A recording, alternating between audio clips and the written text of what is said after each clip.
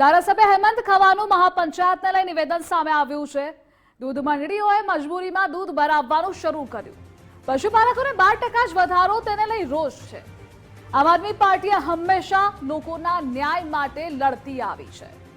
2027 હજુ વાર છે, પણ અમારી તૈયારી પૂર્ણ છે।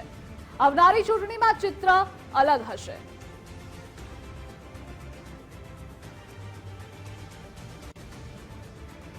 ક્યાંક ને ક્યાંક મજબૂરીવશ ખેડૂતોને, કારણ કે દૂધ છે એ એટલું બધું સ્ટોરેજ કરવાની એમની પાસે પણ ક્ષમતા ના હોય, એટલે મજબૂરીવશ એને દૂધ ભરવાનું ચાલુ કર્યું હોય, પરંતુ આંદોલન અને જે ખેડૂતોની પશુપાલકોની માંગો હતી, માંગો આજે યથાવત છે ને એ માંગો જ્યાં સુધી સંતોષાશે નહીં ત્યાં સુધી આ આંદોલન ચાલુ રહેશે। ચોક્કસથી જ્યારે સાબરકાંઠાની અંદર ગુજરાતના સાબર ડેરી એક ડેરી છે, અને જ્યારે પશુપાલકો સાથે ઘર્ષણ થાય અને આમ આદમી પાર્ટીના સંયોજક અને પંજાબના મુખ્યમંત્રી પણ અહીંયા આવે, શું 2027ની તૈયારીઓ લોકોને વિશ્વાસમાં લેવા માટે, ખેડૂતોને વિશ્વાસમાં લેવા માટે આમ આદમી પાર્ટી છે આ પ્રકારના પ્રોગ્રામ કરી રહી છે?